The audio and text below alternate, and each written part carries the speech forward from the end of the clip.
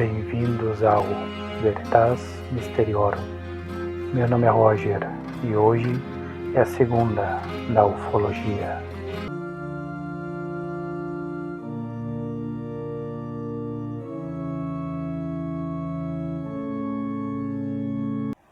Olá!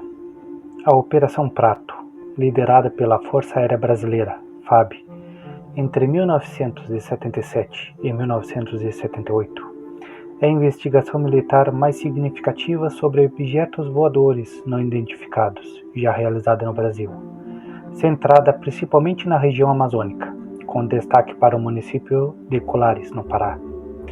Iniciada em resposta a uma onda de avistamentos e incidentes que geraram pânico em comunidades ribeirinhas. Uma operação que produziu um extenso acervo de documentos, fotografias e filmagens, embora grande parte tenha permanecido sob sigilo, alimentando especulações e mistérios. A Operação Prato teve início em um contexto de crescente inquietação no norte do Brasil, quando, a partir de setembro de 1977, uma série de avistamentos de OVNIs começou a ser relatada na Baixada Maranhense, avançando pelo estado do Pará, especialmente nas regiões do rio Gurupi, Viseu, Litoral Paraense, Baía do Marajó e Belém. Moradores de vilarejos e cidades pequenas como Colares, Mosqueiro, Ananindeua e Vigia descreviam luzes iluminadas no céu, que emitiam raios, causavam queimaduras de primeiro grau, tonturas, febre, anemia e, em alguns casos, marcas de perfuração na pele. A aparência apelidada de chupa-chupa, ou luz vampira pelos ribeirinhos, gerava a opinião de que essas luzes sugavam sangue ou energia das vítimas. A imprensa local, incluindo jornais como O Estado do Pará e O Liberal, além de emissoras de rádio, amplificou os relatos, intensificando o pânico. Um incidente marcante, ocorrido em abril de 1977, na Ilha dos Caranguejos, Maranhão, envolveu pescadores atacados por uma luz intensa, resultando em uma vítima fatal, e outra gravemente ferida, o que elevou a percepção de ameaça. Diante da comoção, o prefeito de Colares solicita a intervenção da FAB. O primeiro Comando Aéreo Regional, Comarum, sediado em Belém, foi acionado, e a Operação Prato foi oficialmente iniciada em outubro de 1977, sob o comando do capitão Uirangê Bolívar Soares Nogueira de Holanda Lima, comandante do Pará-Sur, um esquadrão de elite da Força Aérea Brasileira. A operação envolveu cerca de 20 militares, incluindo agentes de inteligência, médicos militares e técnicos equipados com binóculos, câmeras fotográficas, filmadoras, teodolitos e outros instrumentos para registrar os físicos. Antes do início, Holanda e sua equipe passaram por um briefing no Comarum, recebendo instruções para evitar contato direto com os objetos e priorizando registros visuais, com um manual interno que classifica as especificidades em categorias como luzes isoladas, objetos estruturados e fenômenos com interação física. A Operação Prato foi estruturada em duas missões principais, entre outubro e dezembro de 1977, com atividades de monitoramento seguidas até novembro de 1978. A primeira missão, de 20 de outubro a 11 de novembro de 1977, focou na coleta de relatos e observações evidentes, enquanto a segunda, de 25 de novembro a 5 de dezembro de 1977, intensificava como vigílias noturnas e apresentadas durante o dia. Os militares entrevistaram testemunhas e vítimas, e à noite realizavam as vigílias em pontos estratégicos, como rios, praias e ilhas, monitorando o céu. A operação abrangeu 15 municípios do Pará: Ananindeua, Baía de Marajó, Belém, Benevides, Benfica, Bragança, Campo Cerrado, Colares, Marabá, Mosqueiro, Santo Antônio do Tauá, São Domingos do Capim, São Félix do Xingu, Tomé Açu e Vigia. A logística era desafiadora devido à geografia amazônica, com equipes utilizando barcos, jipes e pequenos aviões para acessar áreas remotas. A Polícia Militar do Pará auxiliou na contenção de aglomerações, especialmente em Colares, onde multidões se reuniam para observar o céu. O Comando de Holanda contava com figuras-chave, como o primeiro sargento João Flávio de Freitas Costa, responsável por relatórios detalhados, e o primeiro tenente médico Pedro Ernesto Póvoa, psiquiatra do Hospital da Aeronáutica em Belém, que investigava os achados físicos e psicológicos nas vítimas. Outros envolvidos incluíram o suboficial Almeida, codinome Luciano, agente de campo, o piloto civil Ubiratã Pinon Frias, colaborador próximo, e um cabo identificado como Santos, que participou de vigílias em Mosqueiro. O brigadeiro Protásio Lopes de Oliveira, comandante do Comar 1, supervisionava a operação, mas demonstrava ceticismo, ordenando sua suspensão em dezembro de 1977, decisão que intriga ufólogos até hoje. Os relatos de avistamentos variavam, mas convergiam em especificações de luzes estendidas, objetos com formatos geométricos e movimentos impossíveis para a tecnologia da época. Como principais incidentes registrados temos, de 2 de setembro de 1977, em Colares, moradores dizendo luzes pairando sobre a vila, emitindo raios que causavam queimaduras e sintomas como anemia e tontura. Pacientes no posto de saúde apresentavam marcas circulares na pele, semelhantes a perfurações. Uma enfermeira local, em entrevista ao O Liberal, em 1978, descreveu vítimas com tremores e perda temporária de memória. Em 15 de outubro de 1977, Benevides, agricultores observaram uma esfera luminosa do tamanho de uma bola de futebol, emitindo pulsos verdes e brancos. O objeto pairava a poucos metros do solo, movendo-se em zigue-zague antes de desaparecer. O relatório assinado por um cabo destaca a ausência de som e a capacidade de desligar a luminosidade instantaneamente.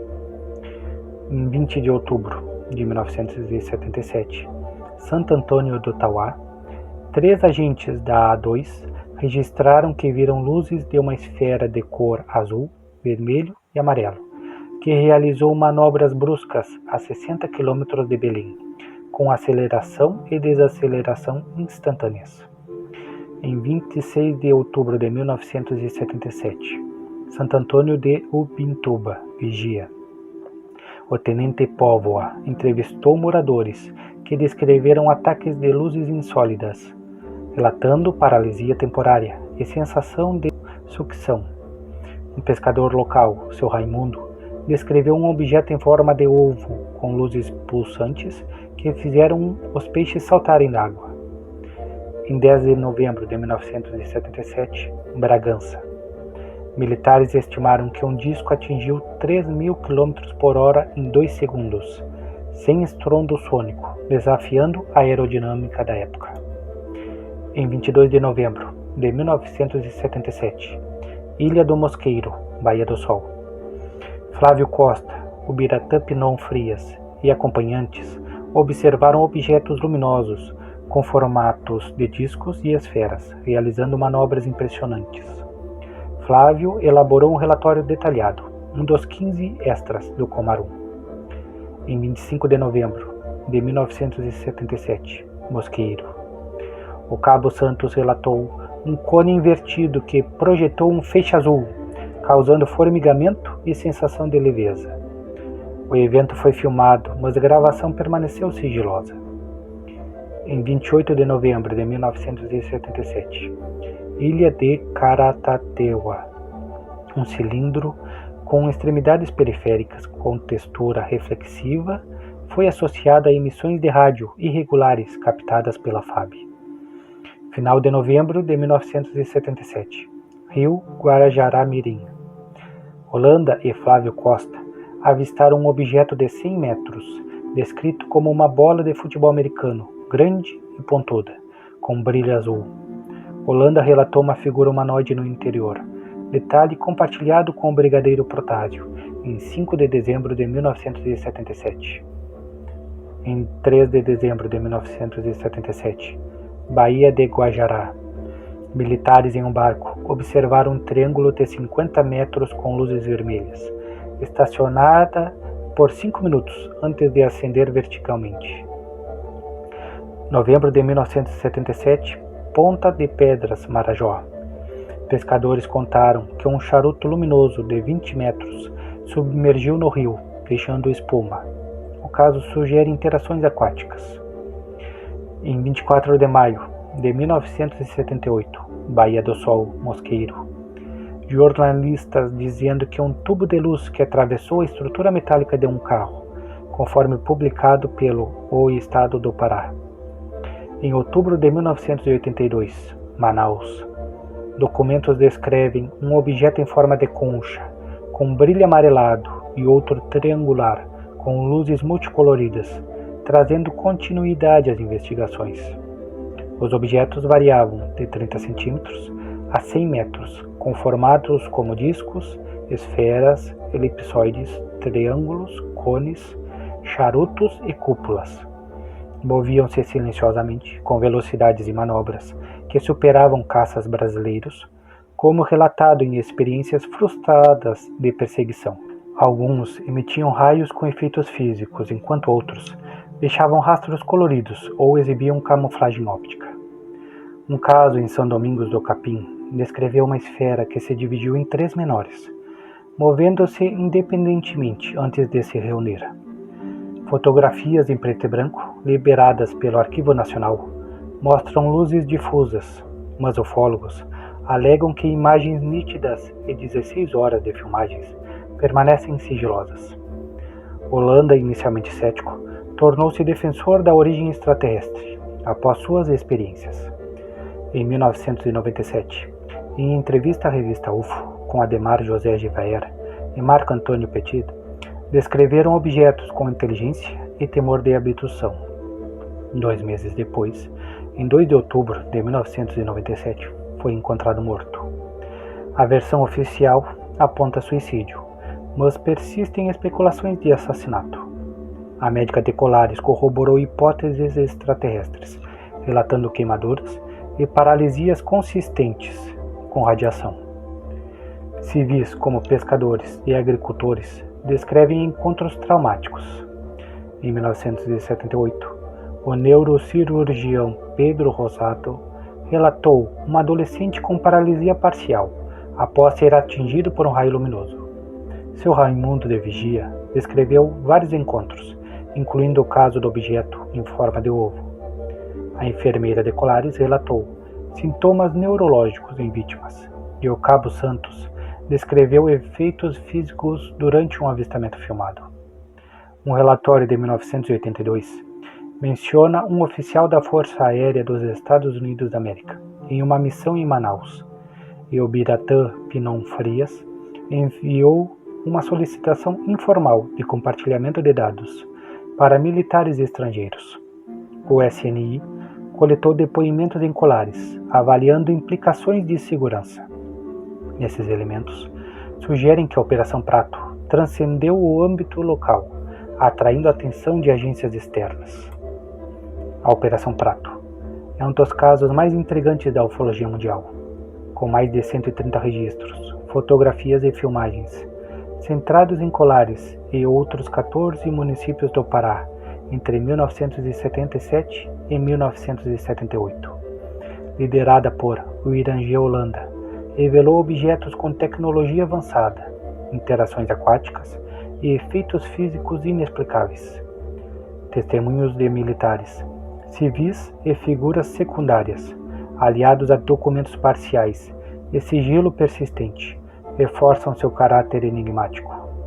Da morte de Holanda, o interesse de instituições externas e a continuidade de perspectivas após 1978 mantêm o caso como marco, desafiando as explicações relevantes e fascinando os pesquisadores.